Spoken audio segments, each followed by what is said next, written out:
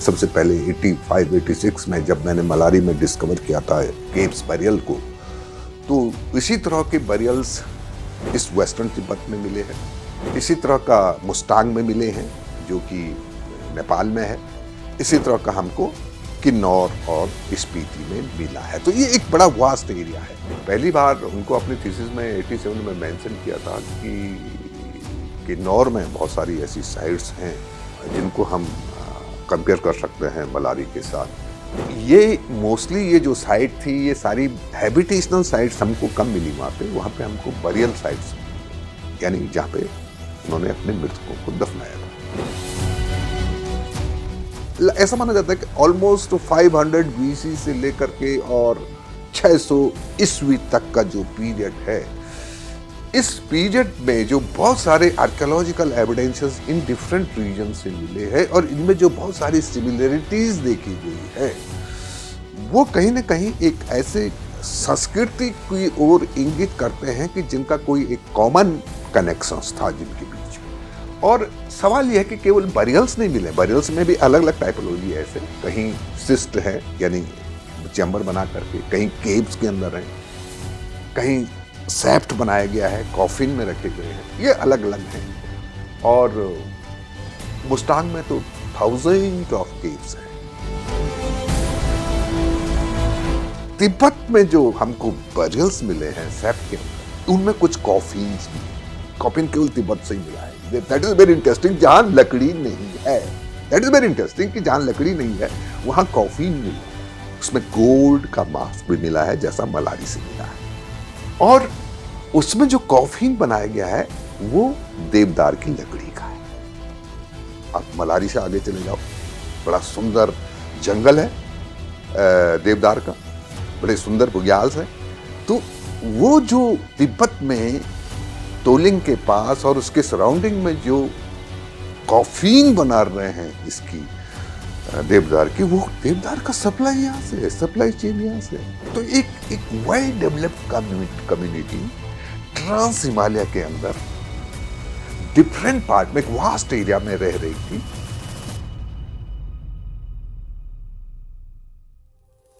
मैंने जब पीएचडी शुरू किया था तो 80s में, तो मेरा फोकस चमोली में था और चमोली में भी जो ट्रांस हिमालय का रीजन था, मलारी, और उस पर मैंने काम किया था। तो उस कॉन्टेस्ट में जब मैं बहुत सारी साइट्स को स्टडी कर रहा था, तो तब मैंने पहली बार उनको अपनी थीसिस में 87 में मेंशन किया था कि किन्नौर में बहुत सारी ऐसी साइट्स हैं जिनको हम कंपेयर कर सकते हैं मलारी के साथ।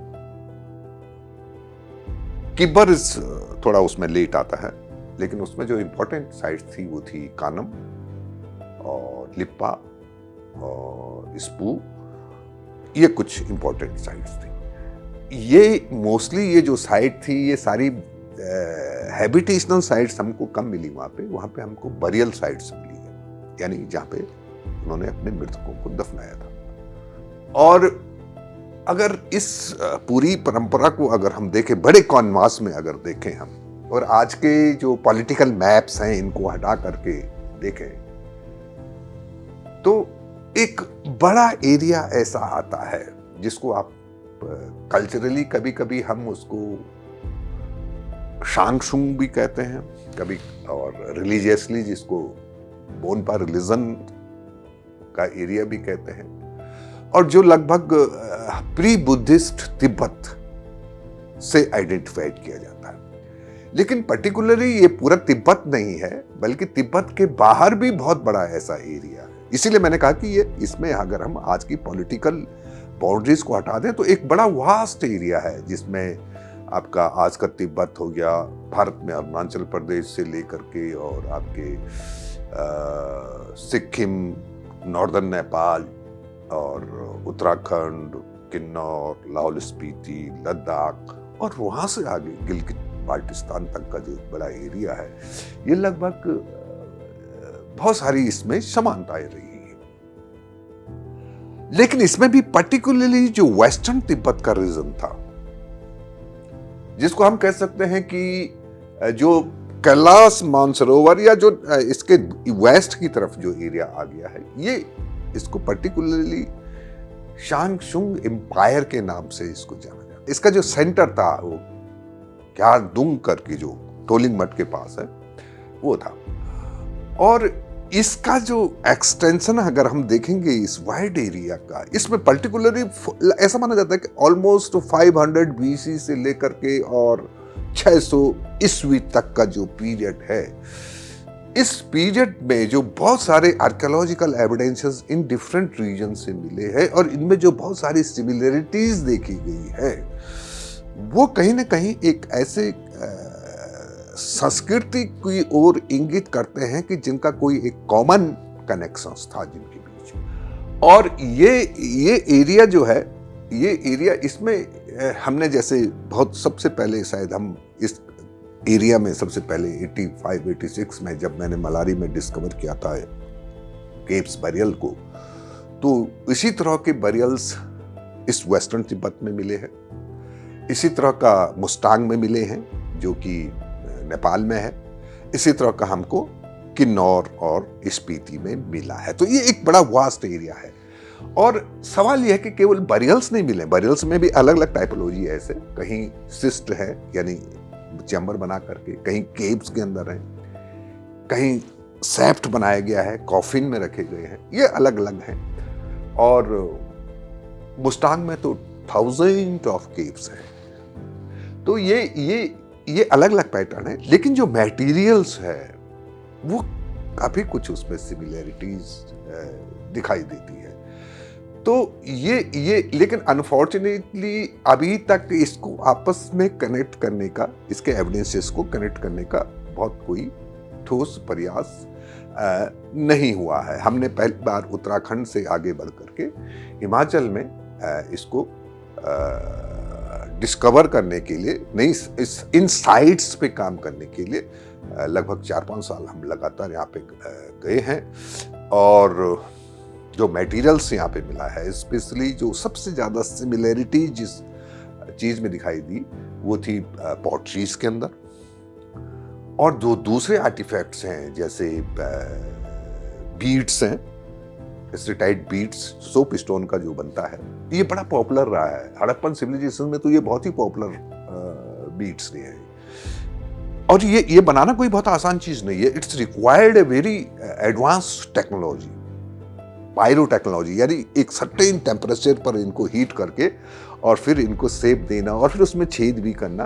तो ये एक बड़ी एडवांस टेक्नोलॉजी थी जो ये लोग जानते थे। देवर फैमिली, ये कहीं से भी प्रिमिटिव नहीं थे। That is very interesting. What I mean कि ये कहीं से भी प्रिमिटिव नहीं थी।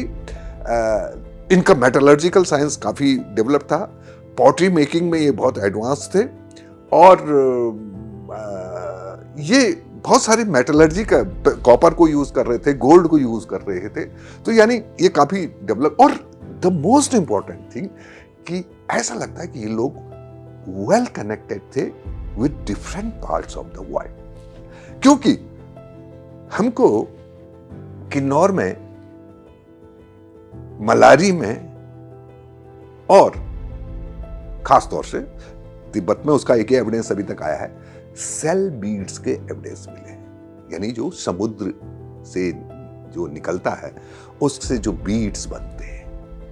कौड़ी मिली है, सेल बैंगल्स मिले हैं, मलारी से सेल बैंगल्स का पीस मिला है। And one of the evidence of that shell beads जो है वो तिब्बत से भी रिपोर्टेड हुआ है अभी रिसेंटली। तो ये कहाँ का है, इसका हमने रिसर्च किया, हमारा एक आर्टिकल भी है इस पे, हमने रिसर्च किया। तो ये जो सेल बीड्स थे ये एक सर्टेन सी एरियाज का ओरिजिन है इसका, that is probably from the bay of Khambhat, Gujarat से। तो ये आप समझ सकते हैं कि एक बड़ा ह्यूज ट्रेडिंग नेटवर्क के अंदर ये काम कर रहे थे। तिब्बत में जो हमको बरियल्स मिले हैं सेप्ट के अंदर, उनमें कुछ कॉफिन्स भी हैं। कॉफिन केवल तिब्बत से ही मिला है। दैट इज वेरी इंटरेस्टिंग, जहां लकड़ी नहीं है। दैट इज वेरी इंटरेस्टिंग कि जहां लकड़ी नहीं है वहां कॉफिन मिल रहा है। और ऐसा लगता है ये कोई एक रॉयल बरियल है। सबसे प्रीशियस चीज उसमें रखी जा रही है। उसमें गोल्ड का मास्क भी मिला है जैसा मलारी से मिला है। और उसमें जो कॉफीन बनाया गया है वो देवदार की लकड़ी का है। सवाल यह है कि देवदार की, गुरुग्राम की साइड है ये, and where is Gurugram? Gurugram is very close to the तोलिंग। तोलिंग कहां पर है? That is very interesting. कभी कभी हम लोग ज्योग्राफी को देखना, आप तोलिंग को जब जाते हैं, ये माना पास है, माना पास में आपने देखा होगा एक ग्लेशियर ऐसा आता है कि ये यहां तिब्बत तक गया हुआ है और तिब्बत से आकर के माना पास, और माना पास से ऐसे घूमता है वो ग्लेशियर। एक स्ट्रीम यहां से तिब्बत की तरफ जा रही है और एक स्ट्रीम बद्रीनाथ की तरफ आ रही है। जो बद्रीनाथ की तरफ जो स्ट्रीम आ रही है, जिसको हम सरस्वती कहते हैं, ठीक है। जो तिब्बत की तरफ जो स्ट्रीम जा रही है वो तोलिंग में सतलज के साथ मिलती है, और ऑलमोस्ट उतना ही समय जितना माना पास से बद्रीनाथ आने में लगता है, उतना ही समय माना पास से तोलिंग पहुंचने में लगता है। तो आप उसकी नजदीकी समझ सकते हैं, क्लोजनेस समझ सकते हैं इन एरियाज के लोगों। तो वो जो देवदार जा रहा है, उसका नियरेस्ट सोर्स कहां हो सकता है? हमारा जो ट्रांस हिमालय है ऊपर, ट्रांस हिमालय मीन्स बिल्कुल सूखा एरिया, लेकिन हमारा जो ट्रांस हिमालय का एरिया है, उसमें काफी अंदर तक आपको लस ग्रीन फॉरेस्ट और पास्चर लैंड दिखेंगे। आप मलारी से आगे चले जाओ, बड़ा सुंदर जंगल है देवदार का, बड़े सुंदर बुग्याल्स हैं। तो वो जो तिब्बत में तोलिंग के पास और उसके सराउंडिंग में जो कॉफीन बना रहे हैं इसकी देवदार की, वो देवदार का सप्लाई यहां से है, सप्लाई चेन यहां से है। और इंटरेस्टिंगली हमने मैंने एक मलारी से थोड़ा आगे जब हम जाते हैं टुवर्ड्स सुमना से एक बाड़ाहोती चला गया, एक लक्तल चला गया, तो सुमना और मलारी के बीच में हमने एक कॉपर माइंस डिस्कवर की थी, एंशिएंट कॉपर माइंस, जहां से कॉपर को निकाला जा रहा था, रॉ मटेरियल को। और मलारी में बड़ी संख्या में स्लैग्स मिले हैं कॉपर के, यानी जहां से कॉपर उसमें मेटेरियल और कॉपर के बहुत सारे यूटेंसियल्स इन साइड से मिले हैं। तो ये एक बड़ा एरिया है, जिस बड़े एरिया के लोग कहीं ना कहीं एक दूसरे से ये लोग कनेक्ट थे। और ये मोस्टली इनकी जो डेट्स आई है, आपने किब्बर की बात की, किब्बर इनमें सबसे लेट आ रहा है, लगभग 6th सेंचुरी का। मलारी की डेट है that is the 1st century के आसपास, 1st सेंचुरी BCE। कानम की एक डेट 400 BCE की है।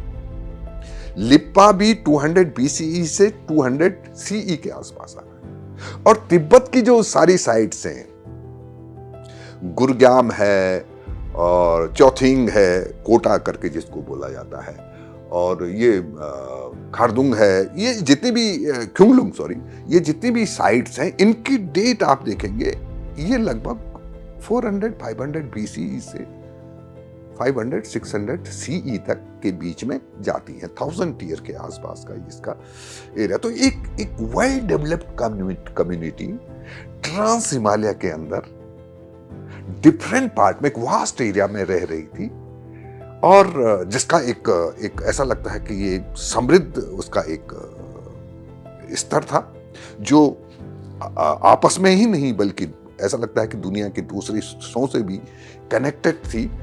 और लगता है कि जो प्री बुद्धिस्ट तिब्बत हम जिसे कहते हैं, वो वास्तव में प्री